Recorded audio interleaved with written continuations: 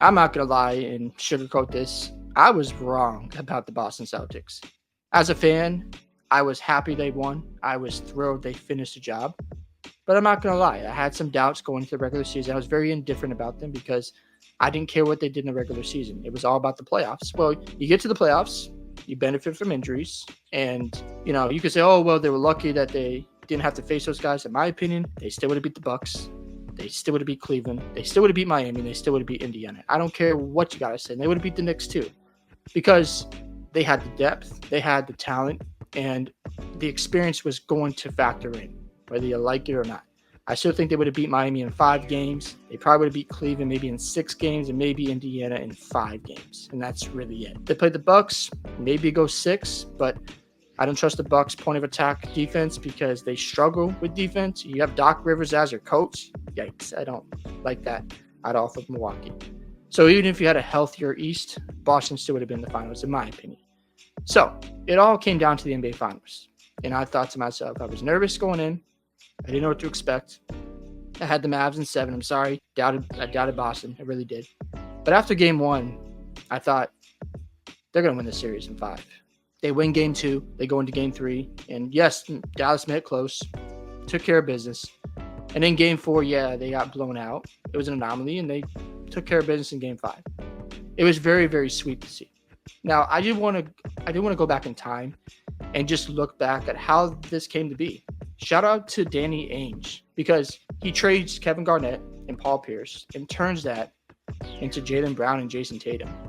He drafts Marcus Smart. He drafted Grant Williams. These were all cornerstone pieces to rebuilding this culture. When they first rebuilt this roster, you brought in Isaiah Thomas. Shout out to Jay Crowder. Shout out to Jared Sullinger. They all deserve credit for rebuilding this roster. And you look back now and you go, how they got to the mountaintop was these pieces and how they drafted, how they developed players. You go to the Marcus Smarts and then Isaiah Thomas. That team hustled. They play with heart. And I didn't think they were contenders. I never took them serious. Avery Bradley was out there. He was a great cornerstone piece to rebuilding this culture.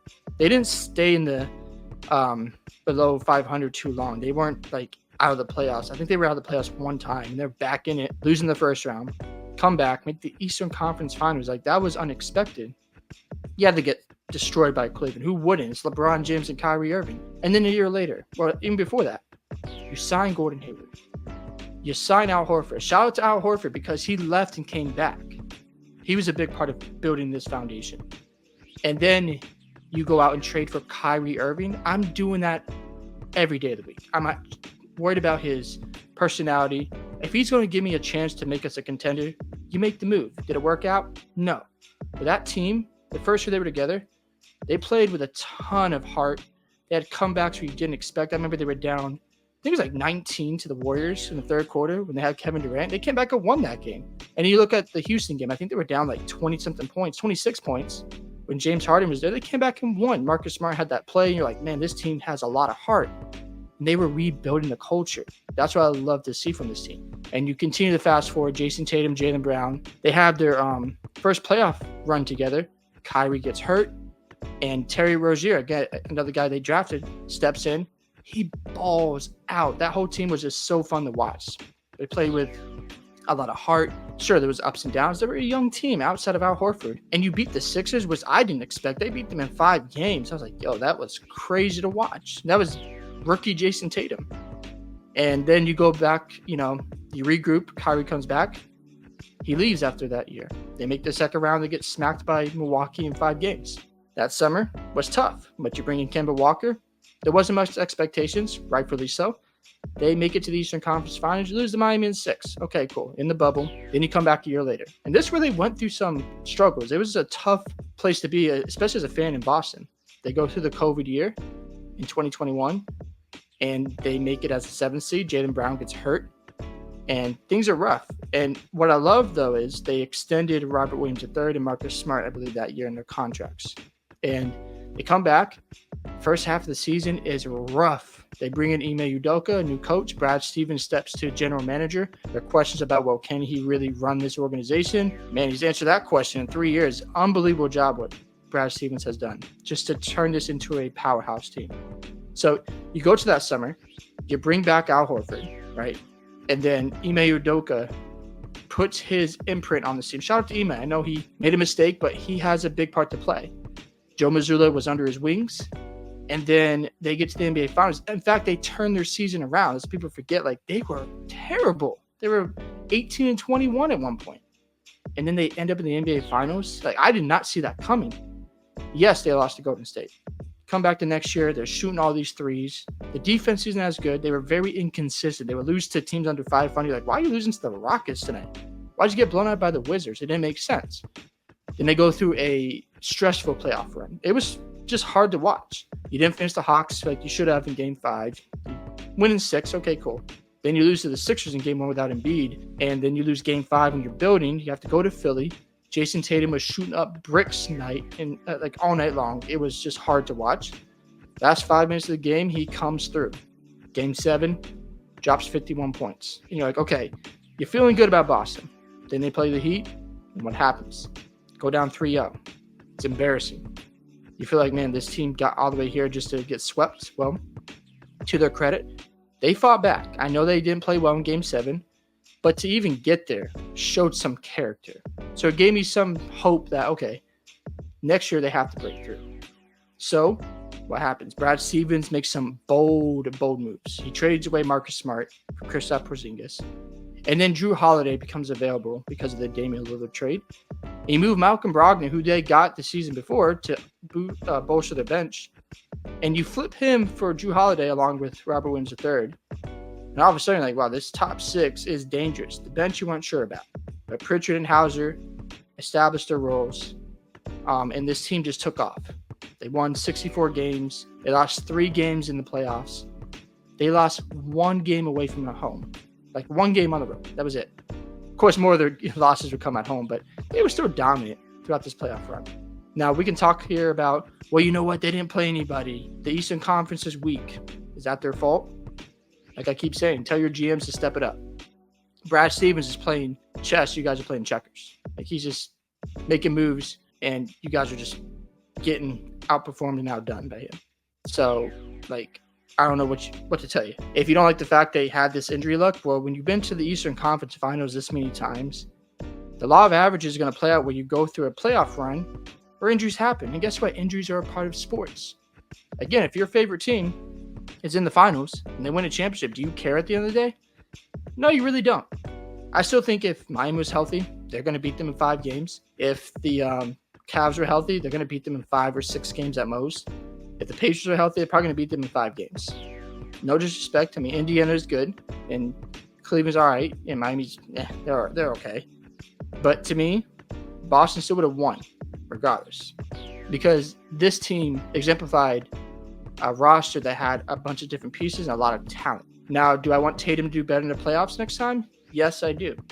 But am I going to take this away from him? No.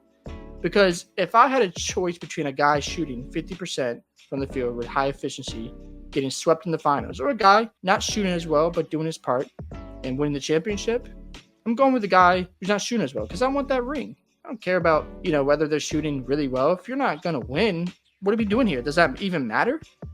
Because those intangibles are going to matter when it counts. We saw Luka struggle on defense. I know he had a really good Game 4, but he had some moments where he let his teammates down. Got fouled out in Game 3. That was just a bad mistake by him. Not saying Luka's a terrible player because I think he's phenomenal. But we got to be objective when we're talking about these players. So, yes, Tatum can do better. And I think he will because now that he has a championship, you can tell that burden is off his back. He's enjoying the ring and celebrating as he should. Jaylen Brown was unbelievable. You talk about a response after Game 7 last year where people said, oh, he had no left hand. Why is he getting $300 million? Well, this is why he got the money. Smart guy. I think he got an internship at one point for NASA, or NASA wanted to hire him. I forget the whole story. I know I'm getting it wrong, but dude's a smart guy. And you see him as the finals MVP, like the guy deserved it. I don't want to talk about Jason Tatum and Jaylen Brown. Oh, who's better? I don't care. They're both great players. Like Jaylen Brown's a year older, and I expect Jason Tatum to take another leap this offseason. That's the scary part. Kristaps Porzingis barely played in these playoffs. That's probably their third best player, and they went 16-3. That's scary to me. Do I think they can repeat? Absolutely. Now, my biggest concern is, of course, Kristaps' health. Will we see a regression from Al Horford and Drew Holiday because they're getting older in age? I think Jason Tatum, if he takes a leap to cover some of those flaws, if there is any regression at all, they'll be fine. I think for Tatum, he needs to work on finishing better at the rim, having a go-to move, I would say, when he's going to the rim, and just have a better mid-range game. And he's working on it, to his credit. So I think Tatum's going to get in the lab and really cook. And now that he doesn't have to worry about, I need a championship, I think he's just going to be unleashed, and it's going to be fun to watch. So for me, was I wrong about the Celtics? I was, and I'm not going to sugarcoat that, and because I said I would come on here and talk about how I was wrong. And I'm happily wrong because, they're champions again, and I want to see them continue to dominate, and I expect them to. It does feel good to see them win after all the narratives about, oh, you guys have this one title in 2008, and that's it. And now, what are you going to say now, like Tatum said? What you going to say? They're champs. Don't like it? Beat them. If you're mad because Brad Stevens built this great roster, tell your GM to do better. I see that narrative is the dumbest thing I see in NBA discourse. Like someone said Tatum's the most privileged superstar ever. I'm like, how is it his fault that he has a good GM?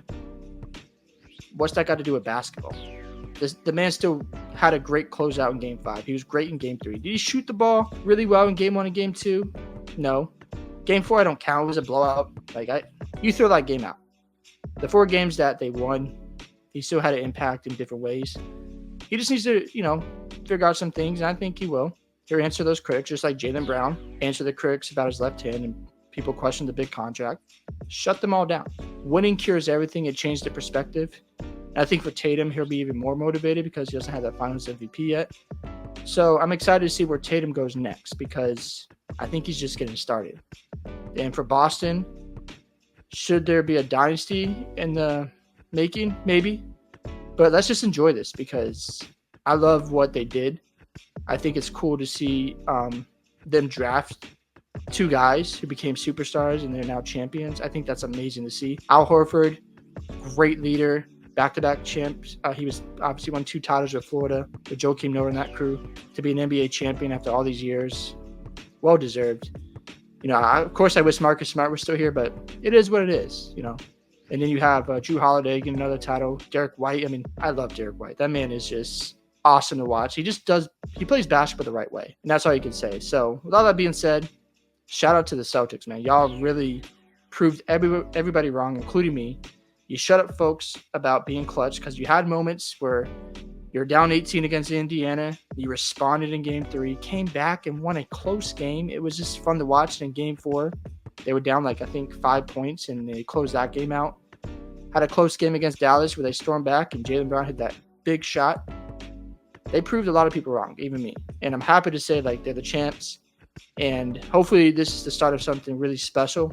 We'll get into another video about what my thoughts are with the contenders and who could actually challenge them, and just my thoughts on could this team be a dynasty. But until then, who cares? Right now, Banner 18 is all that matters. Shout out to Boston. Y'all deserve it. Hope you guys enjoyed this video today. Thanks for sticking to the end. Love to hear your thoughts on the Boston Celtics winning the championship. Also, don't forget to like and subscribe to the channel, and I'll catch you in the next one.